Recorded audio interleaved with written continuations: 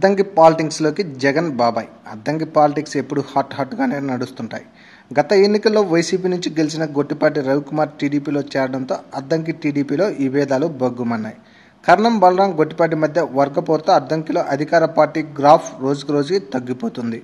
వీరిద్దరి మధ్య గొడవలు ఏపీ సీఎం చంద్రబాబు నాయుడుకు పెద్ద తలనొప్పిగా కూడా మారాయి. గొట్టిపాటి బలరాం మధ్య సయోధ్య కుదిర్చేందుకు టీడీపీ అధిష్టానం ఎన్ని ప్రయత్నాలు చేసినా వారిద్దరికి పొసగడం లేదు. ఈ క్రమంలో అద్దంకి పాలిటిక్స్లో ఓ వార్త పెద్ద చర్చనీయాంశంగా మారింది.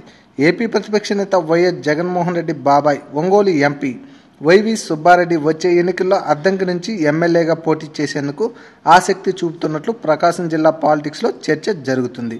వైసీపీని అధికారంలోకి తీసుకురావాలనే సంకల్పంతో ఉన్న వైవి ఎమ్మెల్యేగా పోటీ చేయాలనే నిర్ణయానికి వచ్చినట్లు జిల్లా పొలిటికల్ సర్కిల్లో వార్తలు వినిపిస్తున్నాయి.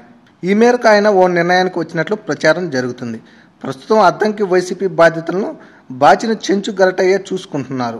తాజాగా జిల్లాలో జరిగిన వైసీపీ ప్లేనరీతో ఆయన కుమారుడు చైతన్య సందడి చేశారు. దీంతో చైతన్య వచ్చే ఎన్నికల్లో వైసీపీ నుంచి పోటీ చేస్తారనే టాక్ వినిపించింది. ఈ నేపథ్యంలో వైవి సుబ్బారెడ్డి అద్దంకి నుంచి పోటీ చేసేందుకు ఆసక్తి కనబరుస్తున్నట్లు తెలుస్తుంది.